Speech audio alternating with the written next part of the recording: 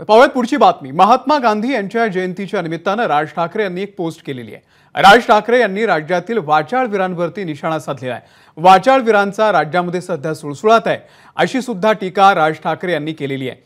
गांधीजींचा विचार 75 वर्षांनंतरही पुसणं हे शक्य नाही असं राज ठाकरे यांनी म्हटलेलं आहे।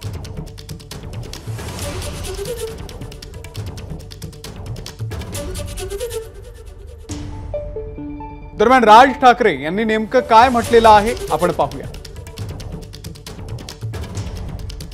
आज महात्मा गांधी यांची जयंती, बोलणं हे मौनापेक्षा अधिक प्रभावी ठरणार असेल तर जरूर बोला असं गांधीजी म्हणायचे। त्यांच्या या म्हणण्यातला मौनापेक्षा अधिक प्रभावी ठरणार असेल तर याचा खोल अर्थ मात्र हल्ली समजेनासा झाला। प्रत्येक क्षणाला प्रत्येक गोष्टीवरती कुठलाही विचार पूर्ण व्हायच्या आत व्यक्त व्हायचं हे सध्या सुरू आहे। आणि महाराष्ट्रात वाचाळवीरांना तर फारच बरे दिवस आले।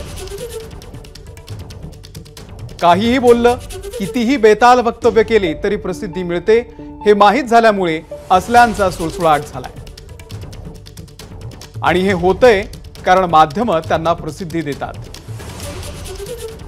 आणि त्यात भर पुन्हा सोशल मीडियाची।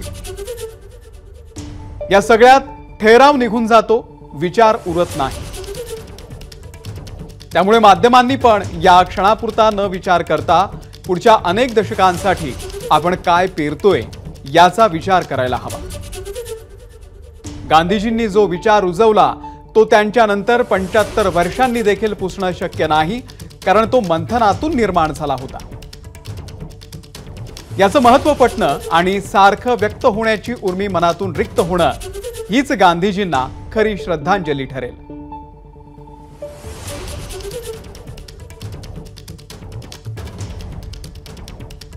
राज ठाकरे यांनी आज महात्मा गांधीजी यांच्या जयंतीच्या निमित्तानं ही खास पोस्ट केलेली आहे।